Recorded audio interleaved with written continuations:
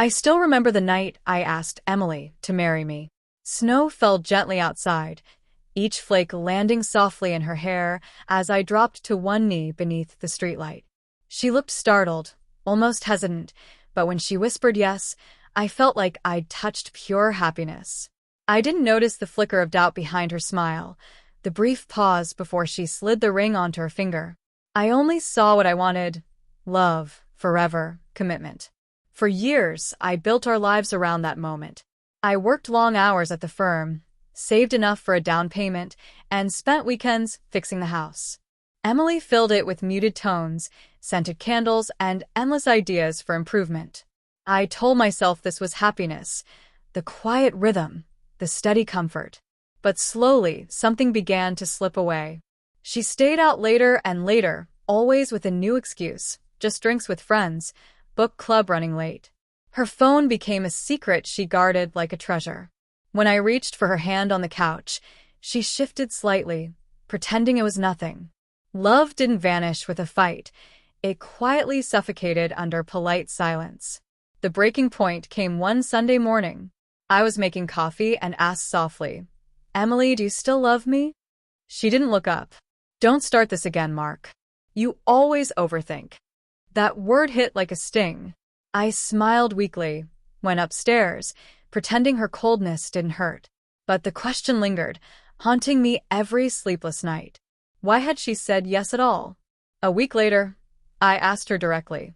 It was nearly midnight. She was on her laptop in bed, and I sat across from her.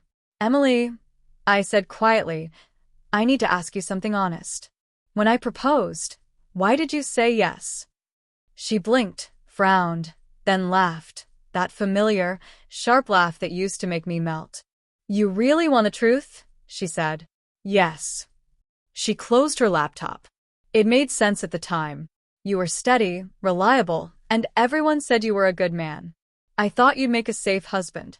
But love, I don't know if I ever felt it. Not the way I was supposed to." For a moment, I froze. The air felt heavy. I stared at the woman I'd spent a decade trying to understand and realized I had been nothing more than a convenient choice. Stability, security, predictability. I didn't argue. I didn't shout. I just nodded. "Thank you for your honesty," I said calmly. Even as my chest ached, she rolled her eyes. "Don't get dramatic, Mark. It wasn't a lie. I just went along with what felt right." That night, something inside me shifted, not in anger, but in clarity. For years, I had been the man who tried harder, apologized first, forgave too easily. Her words burned every illusion I had about love, about her, about myself. The next morning, I left for work earlier than usual, sitting in my car staring at the steering wheel, feeling the quiet hum of the engine. Revenge didn't need to be loud or cruel. It could be silent, precise, a matter of rearranging truth and consequence. By the time I returned home that evening, I had already called the bank, lawyer, and realtor.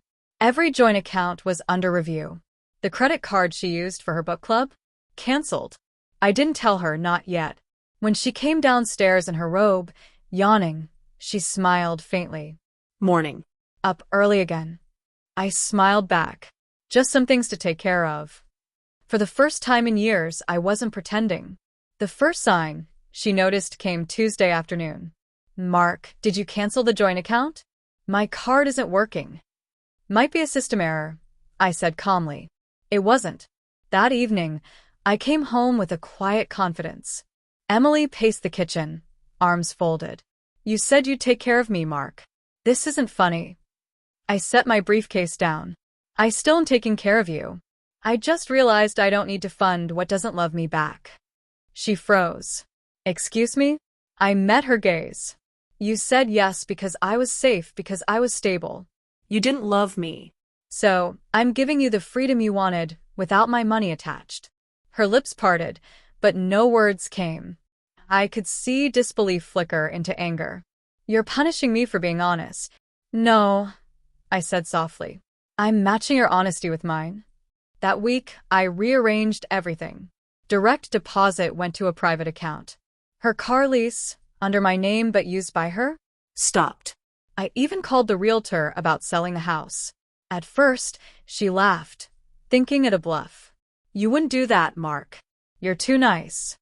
But when the for sale sign went up 2 weeks later, she understood that the man she thought she could manipulate emotionally was gone.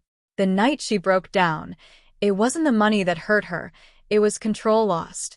Sitting on the edge of the bed, eyes red, voice trembling, she whispered, "I never wanted this, Mark. You just didn't think I'd stop caring," I said, finishing her sentence. That's the moment people realize what happens when a quiet man stops trying. I didn't yell. I didn't gloat. I simply left the room, letting her words echo. Over the next month, she tried to restore our old rhythm, cooking dinner, asking about my day, even suggesting a weekend trip. But it wasn't love. It was survival, fear wrapped in routine. I had no energy to pretend. When the lawyer's papers arrived, she didn't resist. She just stared, then signed. The woman who once said yes under soft streetlights now seemed to struggle remembering why she ever did. After the divorce, I moved into a modest downtown apartment. No grand house, no shared bills, no empty echoes of laughter, just peace. Real, honest peace. People think revenge requires destruction, but the lasting kind is built on indifference. You stop feeding what drained you. You walk away without looking back. Months later, Emily called. I almost didn't pick up. "Mark," she said quietly, "I just wanted to apologize for everything." I let silence answer. "You don't owe me that," I said finally. "You owe yourself honesty." She cried softly, realizing what she had lost. "I know," I said. "That's usually how people learn." I hung up, then gazed out at the city lights. Tiny reminders that endings can also be beginnings. I wasn't angry. I wasn't broken.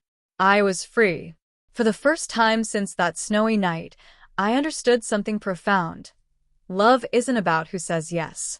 It's about who stays when it matters. And when she couldn't, I finally learned to say yes to myself.